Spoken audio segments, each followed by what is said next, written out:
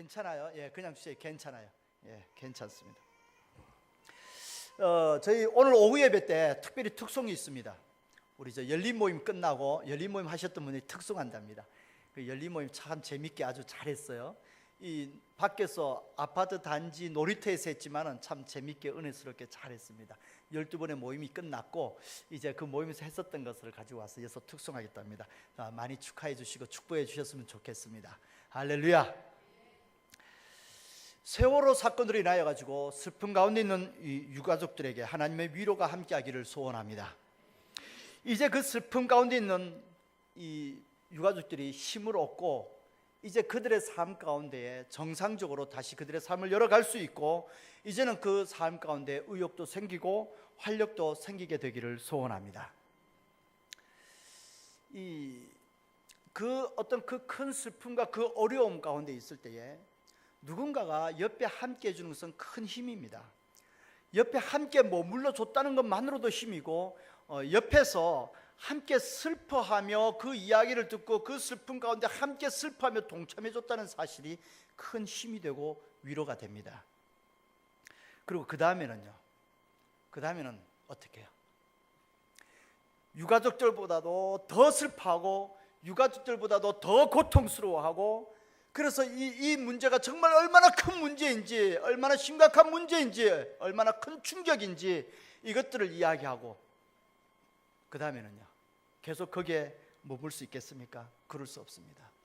그 다음에는 큰 슬픔에도 불구하고 이 유가족들이 힘을 낼 수 있도록 옆에서 위로하고 격려해야 되겠습니다. 그 다음에는 이 유가족들이 슬픔에 젖어들어서 점점 더 깊은 슬픔 가운데 젖어들고 그러면서 무기력해지거나 우울해지거나 그렇게 되지 아니하도록 옆에서 참 그들을 끌어줘야 되겠고 그들에게 힘을 북돋아 주어야 되겠습니다. 그리고 그들이 하는 일에 관심을 기울여야 되겠고 참 그들이 정상적으로 그들의 삶을 살아갈 수 있도록 옆에서 도와줘야 되겠습니다.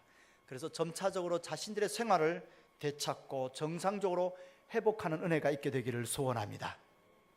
만약 이 유가족들 옆에서 유가족들보다 더 큰 슬픔으로 슬퍼하며 그들보다도 더 분노를 표출하며 그들을 자극해서 그들도 분노케 만들면서 갈수록 이렇게 분노로 몰고 가면은요 그것은 악한 의도입니다. 누군가가 옆에서 함께 해주는 것은 큰 힘입니다. 유가족들이 진도 체육관에 모여 있었을 때에 참 많은 사람들이 참 희생자가 많다 보니까 많은 유가족들이 함께 모여 있었습니다. 같이 어려움 당한 그 유가족들이 서로가 힘이 되었을 겁니다. 그 자리에 여럿이 함께 있다는 사실만으로도 힘이 되었을 겁니다. 이제 다 떠나고 몇 남지 않았습니다. 이러한 유가족들은 정말 더 힘들이라 생각이 되었습니다. 자원봉사자들, 때로는 공무원들, 때로는 경찰들이 그들의 옆에서 함께하며 그들을 위로해 주고 있다는 뉴스를 한 번씩 심심찮게 듣게 됩니다. 이것은 우리 민족이 가진 참으로 정의입니다. 우리 민족이 가진 참 좋은 이 정적인 모습들입니다. 이런 정적인 모습들 서로 위로가 되고 격려가 되고 이렇게 함께하는 정적인 모습은 참 좋습니다.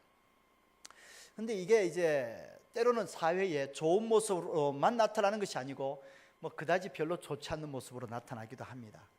이제 이 학연, 지연 이런 여러 가지 정에 끌려 가지고서 이제 비리가 나타나게 되어진다든가 그랬을 때에 그것은 정적인 모습이 참 부정적으로 나타난 그러한 결과들입니다. 많은 사람들은 어떤 일이 있으면 힘 있는 사람을 찾습니다. 그래서 옛날부터 어른들은 그런 말을 종종 하곤 했습니다. 집안에 의사 한 명과 변호사 한 명은 있어야 된다고.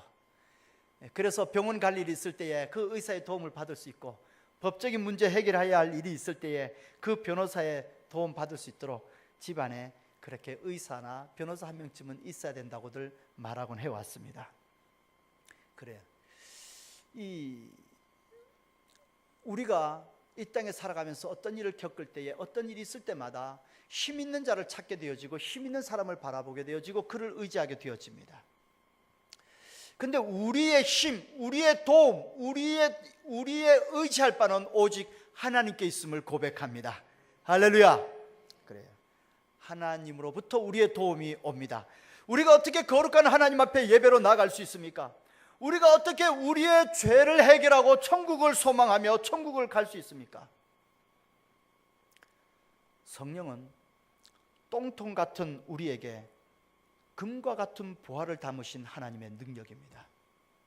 우리의 존재는 참으로 이러한 보화를 담을 만한 존재가 되지 못합니다. 그런데 하나님께서 우리한테 그 보화를 담으셨다는 이야기입니다. 그래, 성령이 우리 안에 내주하며 우리와 함께 하시는 것이 그 큰 보화요 능력입니다. 하나님께서 예수 그리스도의 보혈로 우리의 죄를 용서하셨습니다. 그런데 만약에 이 용서받은 자가 여전히 죄의식 가운데 붙잡혀 있으면서 나는 죄인이야, 나는 나쁜 사람이야, 나는 이 죄 때문에 벌받아야 할 사람이야, 이렇게 붙잡혀 있고 이 생각에서 벗어나지 못하고 있습니다. 하나님께서 용서를 선포하셨습니다. 말씀을 보면서 회개할 때 용서한다 그랬지, 회개해야지. 그래요, 회개했어요. 하나님의 용서를 믿어요. 그런데 여전히 그 마음 가운데는 그래도 자신을 바라볼 때 자신은 나쁜 놈이고 죄인이고 죄 때문에 벌받아야 할 사람으로 판단하고 그렇게 여기고 있습니다. 이 죄의식이 강하게 우리 몸속에서 쓴뿌리와 경관진으로 자리를 잡고 있습니다. 이러한 상태에서 하나님 아버지의 사랑은 그냥 이론적으로는 받아들일 수 있고 믿는다고 할 수 있지만 그 아버지의 사랑이 나의 죄를 끊어내고 나를 기쁨과 감사함으로 인도하며 나의 존재를 새롭게 세워 나가는 데까지는 끌고 나가지 못하게 됩니다. 우리 안에 이 죄의식이라는 이 쓴뿌리와 경관진이 있기 때문에 그렇습니다. 성령이 우리의 능력입니다. 성령은 이것들을 끊어내고 우리를 치유하며 우리를 새롭게 하는 줄로 믿습니다. 할렐루야. 그래, 성령은 오늘날 우리와 함께 하십니다. 예수님께서 하셨던 것처럼 우리와 함께 하십니다. 그래서 병자를 치유하시고 눌린 자, 얽매인 자를 자유케 하시며 우리에게 하나님의 나라를 선포하시고 우리를 하나님의 나라 백성으로 인도하며 세워가는 능력이 있습니다. 우리가 이 땅에 살면서 하나님의 통치와 다스림을 받습니다. 하나님의 의로우심과 거룩하심을 내 안에 품었습니다. 그리고 하나님 아버지의 사랑과 긍휼하심을 바라보며 그것을 힘입고 그 앞에 나아가는 겁니다. 우리가 복된 삶으로 인도함 받습니다. 우리의 인도자 성령이십니다. 하나님께서 성령으로 우리와 함께하며 우리를 인도합니다. 그런데 우리 민족은요, 이 성령 그러면 좀 오해하는 게 있습니다. 이 성령의 능력은 우리가 이 땅에 살아가면서 어떤 우월감을 갖고 살아가도록 우리한테 주어진 것이 아닙니다. 성령의 능력은 우리가 이 땅에 살아가면서 우리가 원했던 어떤 것을 이룰 수 있는 그러한 능력으로 우리에게 주어진 것이 아닙니다. 이 성령의 능력에 대해서 한국교회는 좀 이 무속신앙적인 샤머니즘적인 그런 문화 배경이 있다 보니까 오해하는 경향이 있습니다. 마치 이 성령의 능력을 이렇게 오해합니다. 이 점치는 것처럼 예언을 해요. 그래서 당신 뭐 하면 안 돼, 당신 그 일을 하면 당신한테 화가 미쳐, 이런 식으로 그렇게 점치는 것처럼 그렇게 성령의 능력을 오해하는 사람들이 있습니다. 제가 지난 주중에 우리 전사님하고 몇 분하고 같이 어디 좀 다녀왔는데 어디 가는 길에 보니까요, 우리 전사님이 팔을 다쳐서 기부스를 했거든요. 이렇게 가는 길에 보니까 이 점치는 사람이 그 사주팔자 보는 사람이 그러더라고요. 그러니까 왼손 쓰지 말라고 그랬지. 난듯이 갑자기 우리가 지나가는데, 그러니까 쿡 찔러 보는 거예요. 이제 우리가 어떤 사람인가 쿡 찔러 보는 거예요.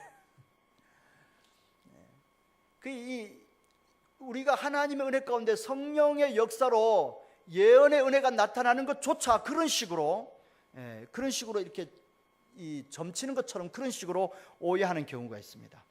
또 이 성령의 은혜를 우리를 자유케 하는 게 아니라 우리를 얽매는 것처럼 그렇게 오해하는 경향이 또 한국교회는 좀 있습니다.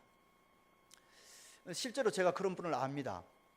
이렇게 교회를 도저히 상처 입고 힘들어서 교회를 못 견디고 나가게 되니까 그 전도사가 쫓아와가지고서 당신 우리 교회 나가면 당신 하는 사업 망해. 그렇게 한 거예요. 이분이 신앙생활 하면서 뭐 좀 하다가 안 되면 그 소리가 귀에 나는 거예요. 심지어 주식했다가 돈 잃으니까 그 소리가 귀에 떠오르는 거예요. 그 소리에 매여가지고 그 인생이 망해가고 있는 거예요. 한의사였는데 그랬습니다. 그래, 이건 잘못된 겁니다. 성령의 능력을, 이 성령을 그런 식으로 자유케 하는 것이 아니라 그런 식으로 얽매고 그런 식으로 강요하면서 누르면서 그렇게 예언되어져서는 안 되는 것입니다. 또한 이 성령의 능력을 마치 어떤 이 능력을 가지고 있고 이 능력을 드러내면서 내가 무슨 능력이 있는 사람인 것처럼, 내가 뭔가 능력을 가진 것처럼 행사하면서 이 능력을 드러내면서 축사 사역을 하거나 이 치유 사역을 하거나 이렇게 하는 경우가 있습니다. 그래서 나한테 와서 기도 받으면 다 나한테 와서 기도 받으라고 그래. 그렇게 자신의 사역은 우월하게 여기고 다른 사람의 사역은 열등하게 여기면서 이야기를 합니다. 이건 잘못된 겁니다. 이건 전부 다 바람직한 이 성령의 사역이 아닙니다. 성령님은 하나님의 거룩한 영입니다. 이 성령은 하나님과 우리와 이 인격적인 교제, 그 교통함이 이루어지게 하는 겁니다. 하나님의 말씀이 듣는 자리로 우리를 인도합니다. 그리고 하나님을 찬양하고 경배하는 자리에 나아가도록 우리를 인도합니다. 하나님을 알아가면서 하나님을 향하여 우리의 몸과 마음을 움직이게 합니다. 이 성령께서 우리를 도우시며 우리와 함께하는 은혜입니다. 만약에 여러분들을 절에다가 불공 드리는데 거기다 앉혀놓고 거기에다 억지로 붙들어 놓고 있다고 해보십시오. 얼마나 견디겠습니까? 여기 계신 분들 거의 다는 그 자리에 못 견딥니다. 왜냐하면 우리 안에 성령이 있기 때문에 그런 것입니다. 그러나 교회 와서 예배 드리는 자리는 우리가 함께 할 수 있습니다. 성령께서 우리와 함께하며 우리의 존재를 새롭게 합니다. 우리의 존재를 창조하시는 겁니다. 그래서 이 땅에 살아가는 이유를 바꾸어 나와요. 내 욕심을 위해서 살아가던 자가 이제는 하나님의 영광을 바라보며 새로운 삶의 이유를 갖게 합니다. 삶의 방향을 바꾸어 놔요. 내 욕심을 이루기 위해서 이 세상에서 나 하나 잘 나가기 위해서 살아가던 자가 이제는 하나님의 나라를 바라보며 하나님의 은혜가 나타나는 쪽으로 방향을 틀어놓게 됩니다. 그리고 또한 삶의 방식을 바꾸어 놔요. 내 욕심대로 내 감정대로 살아가던 자가 너 감정대로 해, 그게 진리야 라고 외치던 자가 내 감정은 죄를 낳으니까 내 감정대로는 되지 않더라 라며 하나님의 은혜를 구하고 하나님의 말씀대로 살아가고자 삶의 방식이 바뀌어져 갑니다. 삶의 태도들이 달라져 갑니다. 성령은 이렇게 우리와 함께하며 우리의 존재를 새롭게 창조하는 역사가 있습니다. 할렐루야. 이 여의도 순복음교회 이영훈 목사님이 이제 우리 조영규 목사님 뒤를 이어서 담임 목회를 하십니다. 이영훈 목사님은 이 기독교 뿌리가 굉장히 집안이 깊습니다. 이영훈 목사님이 이 4대째 기독교인이세요. 그 증조부 때부터 선교사님의 전도를 받아서 신앙생활을 하던 집안이었습니다. 근데 이분이 이제 매일 가정 예배를 들으셨다고 그래요. 어릴 때부터. 그러니까 매일 말씀을 보고 그러니까 뭐 말씀에 대해서는 나름대로 자신도 있고 자기는 도사처럼 생각한 거죠. 자신도 있었더랍니다. 그런 이분이 가정 예배를 들을 때는 또 토요일이 되면요 꼭 그랬더랍니다. 작은 아버지가 와가지고 가정 예배 시간에 작은 아버지가 와서 형제들 다 모아놓고 성경 퀴즈 대회를 했더랍니다. 토요일마다 그렇게 하니까 이 말씀에 대해서 잘 알 수밖에 없었더랍니다. 그렇게 해서 오랫동안 신앙생활하던 이영훈 목사님께서 이 1964년 4월 달에 처음으로 이 독립문에 있던 조영규 목사님 목회하시던 이 순복음교회에 방문하게 되었습니다. 그 당시 조영규 목사님은 29세 청년이었더랍니다. 그래서 이제 이영훈 목사님이 이 어린 나이에 그 교회를 방문을 했습니다. 근데 그 교회 가가지고 예배를 드리는데 그 교회에서는 성령을 받으라 그러더래요. 자기는 정말 말씀에 대해서 그렇게 잘 안다고 생각하고 자기는 어릴 때부터 그렇게 신앙생활을 해왔지만 장로교에서 오랫동안 신앙생활을 해왔지만 처음 듣는 얘기예요. 성령을 받으라. 그래서 이게 뭔가 싶더랍니다. 근데 이게 한 번이 아니고 예배 시간마다 성령 받으라 그러더래요. 그래 이영훈 목사님이 어릴 때에 그 가만히 보니까 그 교회에서 신앙생활을 하려면은 이거 성령 받지 않으면 그 교회에서 못 살아남겠더래요. 그래서 이영훈 목사님이 하나님 앞에 기도했더랍니다. 그래서 열심히 기도했더랍니다. 주여 그게 뭔지는 모르지만 나에게도 주시옵소서. 그리고 열심히 기도했더랍니다. 그리고 정말 성령을 받고 나니까 모든 게 달라지더래요. 완전히 달라지더래요. 주님이 정말 살아계시구나 이게 오더래요. 그전에는 2000년 전에 예수님 계셨고 말씀에 기록된 거고 예수님께서 십자가에 못 박혀 돌아가셨다가 3일 만에 살아나신 거지. 그런 말씀에 기록된 거예요. 그렇게 믿었고 그렇게 받아들였습니다. 그렇지만 그게 다가 아니었어요. 성령을 받고 보니까 이 예수님이 살아계셔서 나와 함께하는 것이었습니다. 이 예수님이 나를 사랑하시고 내 인생을 만지시는 것이었습니다. 이때부터 이영훈 목사님이 삶이 달라졌다라고 고백하고 있습니다. 할렐루야. 성령은 우리의 능력입니다. 성령은 우리의 능력입니다. 누가복음 24장 49절에는 이렇게 기록되어 있습니다. 볼지어다 내가 내 아버지께서 약속하신 것을 너희에게 보내리니 너희는 위로부터 능력으로 잎이 올 때까지 이 성에 머물라 하시니라. 아버지께서 약속하신 것을 너희에게 보내리니 너희는 하늘로부터 능력이 잎이 올 때까지 이 성에 머무르라. 아버지께서 약속하신 것이 성령이에요. 그 성령이 능력으로 잎이 올 때까지 머무르라고 이야기합니다. 성령이 능력입니다. 어떤 능력입니까? 오늘 본문 우리 사도행전 1장 8절 말씀입니다. 우리 사도행전 1장 8절 말씀 한 절만 같이 한번 합독하시겠습니다. 오직 성령이 너희에게 임하시면 너희가 권능을 받고 예루살렘과 온 유대와 사마리아와 땅끝까지 이르러 내 증인이 되리라 하시니라. 아멘. 그래요. 성령의 능력입니다. 어떤 능력입니까? 권능을 받고 그랬습니다. 이 성령의 권세와 능력입니다. 우리를 새롭게 하는 능력입니다. 우리의 영적인 감각을 열어요. 그래서 주님의 십자가를 바라보면서 그 십자가 내 죄를 속죄하는 우리 주님의 사랑을 보게 되어집니다. 그리고 용서받은 자의 기쁨을 갖고 우리가 천국을 소망하며 살아가게 되어집니다. 이게 우리 주님의 성령의 능력입니다. 그럼 나 용서받았으니까 이제는 그럼 내 마음대로 살아가도 되겠네? 이거는 3000% 빠진 거고요. 성령의 능력이 우리의 존재를 터치합니다. 그래서 우리 안에 감사가 있습니다. 우리 안에 기쁨이 있습니다. 그래서 하나님을 기뻐하며 하나님 앞에 행복해하며 나가게 되어집니다. 이 성령이 그렇게 우리를 새롭게 창조하는 능력이 있습니다. 그리고 이 성령의 능력은요, 우리를 증인되게 하는 겁니다. 그래서 예루살렘과 유다와 사마리아 땅끝까지 이르러 내 증인이 되리라 그랬습니다. 주님의 이름을 증거하게 하는 능력입니다. 누가 뭐라 그래도 우리 주님의 십자가는 나의 죄를 대속하시고 나를 구원했다라고 고백할 수 있는 능력입니다. 우리 주님의 부활은 나를 향하던 모든 죄의 권세를 끊어내고 이제 하나님께서 나를 통치하고 다스린다, 이것을 선포할 수 있는 능력입니다. 나가서 우리의 이 선포를 통하여 하나님의 통치와 다스림을 나타내는 능력입니다. 죄의 권세와 악한 영들을 멸하고 이 죄의 권세와 악한 영이 우리를 간섭할 수 있는 자격을 박탈하고 그리고 하나님의 통치를 나타내고 이루는 능력입니다. 오늘도 우리의 선포와 우리의 기도를 통하여 우리의 섬김을 통하여 하나님의 나라가 이루어질 줄로 믿습니다. 할렐루야.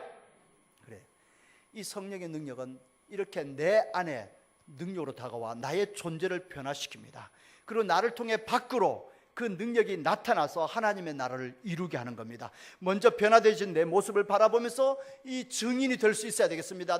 변화된 내 모습을 보면서 진짜 예수님 믿으면 하나님의 은혜가 있어서 성령으로 우리와 함께하며 우리를 도우니까 이렇게 변하죠, 이렇게 변화돼, 이렇게 달라져 라고 고백할 수 있고 증거할 수 있어야 되겠습니다. 그리고 또한 성령이 우리를 통하여 밖으로 나타납니다. 이것이 능력으로 나타납니다. 때로는 초자연적으로 나타나고 때로는 자연적으로 나타납니다. 뭐 초자연적이냐 자연적이냐 이게 중요한 게 아니고요, 어쨌든 간에 이 하나님의 사랑이 나와 함께 하셔서 나를 통해 밖으로 나타나는 거예요. 그래서 내가 하나님 아버지의 마음을 가지고 다른 사람을 위로할 때 그 사람에게 하나님의 위로가 임합니다. 내가 하나님 아버지의 마음으로 다른 사람을 축복할 때 그 사람에게 하나님의 축복이 흘러가는 겁니다. 할렐루야.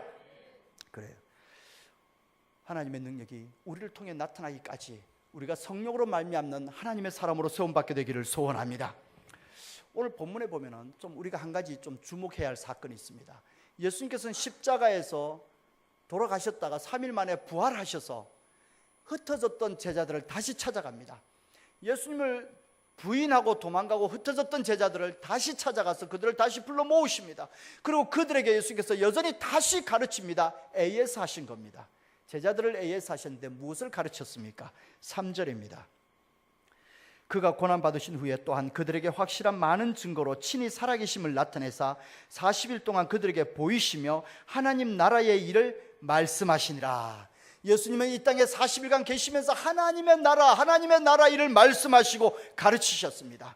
자, 그런데 예수님께서 이제 하늘로부터 성령이 임할 때까지 너희가 예루살렘을 떠나지 말고 기다려라 라고 말씀했더니 이 제자들이 예수님에게 이런 질문을 합니다. 6절입니다. 제자들이 예수님에게 그들이 모였을 때에 예수께 여쭈어 이르되 주께서 이스라엘 나라를 회복하심이 이때니까. 이들의 관심은 이스라엘 나라에 있었습니다.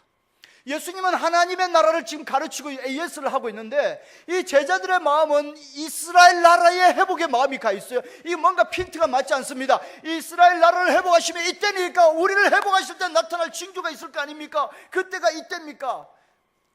이 제자들은 이 현상, 여기에 관심이 있었던 겁니다. 그러나 예수님은 말씀하십니다. 7절에 때와 시기는 아버지께서 자기 권한에 두셨으니 너희 알 바 아니요. 이 때와 시기에 대해서는 이야기하지 마라. 이건 하나님의 권한이다. 거기에 관심 갖지 마라. 너희가 관심을 기울여야 할 것, 너희가 마음을 모아야 할 것은 그것이 아니라 오직 성령이 너희에게 임하시면 너희가 권능을 받고 증인이 되는 것이다. 할렐루야.